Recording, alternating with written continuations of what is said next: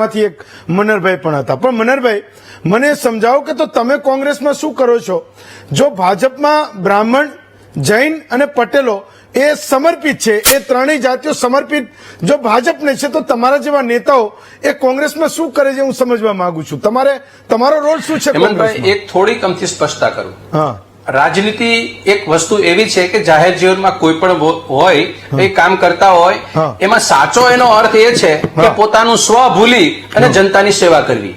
હવે સ્વ ભૂલીને જનતાની સેવા કરનારા લોકોને જયારે સામેની પાર્ટી જે છે કે સામેના વિરોધીઓ જે છે એની સામે તમારે લડવાનું છે, તો લડવા માટે તમારે જ્ઞાતિ આધારિત તમારે સહારો લેવો પડે, એ હું માનું છું કે એ વાત બરાબર નથી. અને બીજી વાત એ કે કોંગ્રેસ પક્ષને જે હું સમજુ છું એ કોંગ્રેસ પક્ષ તો એ છે મહાત્મા ગાંધીજી થી લઈ અને રાહુલ ગાંધી સુધીના એક પણ આગેવાન વાળા એવા નથી કે એને પોતાના માટે વિચાર્યું હોય. દેશ માટે વિચારનારી પાર્ટી અને એની ધરોહર છે. એમાં અમારા તરીકે હું કે લાલજીભાઈ એ તો કોંગ્રેસના અંશ છીએ અને અમારે તો કોંગ્રેસની બેઝિક વિચારધારાને છોડીને વિચારી પણ ન શકાય. બોલવાની વાત તો બહુ દૂરની રહી, વિચારી પણ ન શકાય.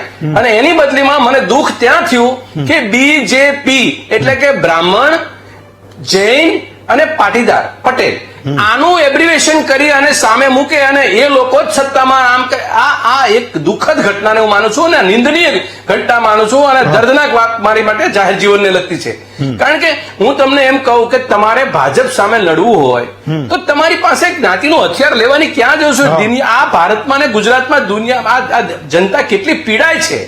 એ પીડા માટે તમે કોઈ રસ્તો બોલવાને બદલે આપણે આ બોલીએ તો એ રસ્તો ઠીક નથી. એટલે હું લાલજીભાઈના આ પર્ટિક્યુલર શબ્દો ઉપર હું એની નિંદા કરું છું અને હું પાર્ટીને પણ હું મારી વાત મૂકીશ કે ભાઈ આવી વ્યક્તિઓ કોઈ વાત કરે તો અલ્ટરનેટ નુકસાન કોને જાય છે? નુકસાન એની વ્યક્તિને જાય, એ પોતાની માનસિકતાને જાય, એ આપણે જે પક્ષમાં છે એ પક્ષને જાય. અને આવી વિચારધારા જો જન્મ લેશે દેશમાં તો દેશને પણ નુકસાની જાય. એટલે મારું કહેવાનું હેમંતભાઈ ટૂંકમાં એ છે કે મહાત્મા ગાંધી પણ એ વાણિયા હતા, સરદાર પટેલ પટેલ હતા અને પંડિત નહેરુ છે એ બ્રાહ્મણ હતા. તો એનો મતલબ એમ કે લાલજીભાઈનો છેક ઈશારો છે ત્યાં સુધી પહોંચી ગયો.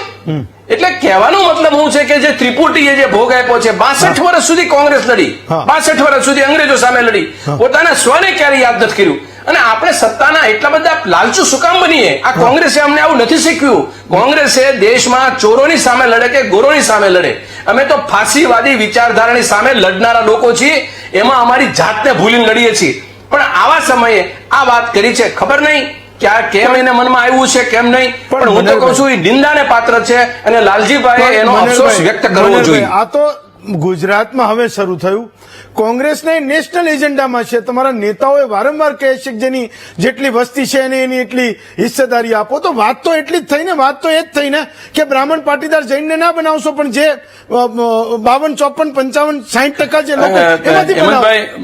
હું એ વાત સાથે અંશતઃ સંમત છું, પણ મુખ્ય વાત એ છે, ફરીને મારી વાત એ છે કે જાહેર જીવનની અંદર કોંગ્રેસની સામે જે લોકોને જોવાની નજર છે એને સામે અમારો પ્રેમ હાંસલ કરવાનો, એના દિલમાં ઉતરવાનું કામ કરવા માટે અમારે આ સહારો લેવાની કોઈ જરૂર ખરી નથી એવું હું વ્યક્તિગત માનું છું.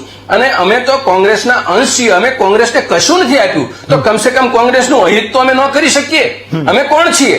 અમે માત્ર ને માત્ર કોંગ્રેસની વિચારધારાને પ્રજ્વલિત રાખનારા એક માત્ર ને માત્ર અમે પ્રેરક બળ છીએ.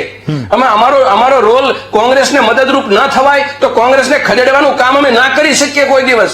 જે લાલજીભાઈ એના મંચ ઉપરથી કર્યું છે એ અફસોસને પાત્ર છે. થોડાક દિવસ પહેલા અમે ફરિયાદ કરી હતી, અમારા કાર્યકારી અધ્યક્ષ હતા એ ભાઈ તે મનફાયમ પાટીદારો વિશે બોલ્યા હતા. મારું કહેવાનું છે કે આ બધી વસ્તુની અંદર હું રાહુલજીને અને કોંગ્રેસના શીર્ષ નેતૃત્વને હું નમ્ર વિનંતી કરું છું અને બે હાથ જોડીને પ્રાર્થના કરું છું, જે ફાંસીવાદી વિચારધારાની સામે લડનારી આપણી પાર્ટી આવી જાતિવાદી વિચારધારાની સામે પણ આપણે લડવું પડશે. અને આમાં નેતૃત્વ શક્તિ હોય એ જનસેવા કરી શકે. જેનામાં નેતૃત્વ શક્તિ નથી, નેતૃત્વનો વિચાર નથી, પાર્ટીને પચાવી નથી, પક્ષને પચાવ્યો નથી, વિચારધારાને પચાવી નથી, એવા લોકો કામ કરશે તો મને લાગે છે કે પક્ષને નહીં નુકસાન પણ દેશને પણ મોટું નુકસાન છે. આ તો અવડી મોટી પાર્ટી છે, 130-35 વર્ષ જૂની પાર્ટીની અંદર આવા અંશતઃ વિચાર જન્મવા ન જોઈએ, આવું મારું મજબૂતપણે માનવું છે. એટલે ચૂંટણી જીતવા માટે ભાજપ જયારે ચૂંટણી વખતે 80-20 ની વાત કરે તો તમને એવું લાગે છે કે આ લાલજી દેસાઈ એ ગુજરાતમાં 80-20 લાવવા માંગે છે? અને એ પણ એક એવી બુઠ્ઠી એકદમ વાતો છે જેનો ખુલાસો તમારા લોકોએ કરવો પડે છે. એ તમને નથી લાગતું કે આ વાતોને એના પૂરતી સીમિત રાખવી જોઈએ, મંચના બદલે એ પોતાના મનમાં ભલે કરી લે? 80-20 ની વાત તો ભારતીય જનતા પાર્ટીનો વિચાર છે. જે રીતે ઉત્તર પ્રદેશની અંદર જેના મુખ્યમંત્રી બોલે છે, આ ફાસીવાદી વિચારધારાના શબ્દો છે. અમારા શબ્દો આવા ન હોઈ શકે. હું એને કયા એંગલ થી બોલ્યા છે, શું એનો હેતુ સાર્થક કરવો છે, એ મને ખબર નથી. પણ મેં અને મારી પક્ષ અને અમારું નેતૃત્વ એમાંથી ક્યારે પણ આ દેશને નુકસાન જાય, આ સમાજને, આ તો અનેકતામાં વિવિધતામાં અનેકતાનો એકતાનો આ સંદેશો આપનારી સર્વધર્મ સંભાવની વાત કરી, ન જાતિ ન ધર્મ ન ભેદ ન ભાવ, આ બધી વાતો કરી અને અમારે જાહેર જીવન વચ્ચે લોકોનો દિલ જીતવાની વાત કરવાની, એમાં અમારે વિપક્ષમાં બેઠા છે ગુજરાતમાં 25-30 વર્ષથી. આવી વાતો કરવાથી આપણને કોઈ એવું બળ નથી મળતું કે નથી આપણને કોઈ પ્રમોશન મળતું. આ મારી સ્પષ્ટ વાત છે. એ 80માં દલિત, આદિવાસી, ઓબીસી લઘુમતીને ગણી રહ્યા હતા, એટલે એવું કહે છે કે 80 એમને આપી દો અને 20% સવર્ણોને આપી દો, એવું કહી રહ્યા હતા. એનો સ્પષ્ટ મિનિંગ છે, વિડીયોમાં સ્પષ્ટ સમજાય છે. એ કહે છે, એનો મિનિંગ જ એ છે. હેમંતભાઈ, જો આમાં 80% અને 20% એ તો આ સમાજ, આજે ગુજરાતની અંદર જાતિવાદી જે ભારતીય જનતા પાર્ટીએ જે રીતે એના પોતાના અસ્ત્ર શસ્ત્ર અને સરંજામથી જે રીતે સત્તાઓ હાંસલ કરે છે, એના ઘણે અંશે તો એ પાયામાં એ લોકો પડેલા છે. કારણ કે એને જ્યારે જે હથિયારની જરૂર પડી એ ચૂંટણી લડવામાં અને સત્તા મેળવવામાં ત્યારે લડ્યા છે.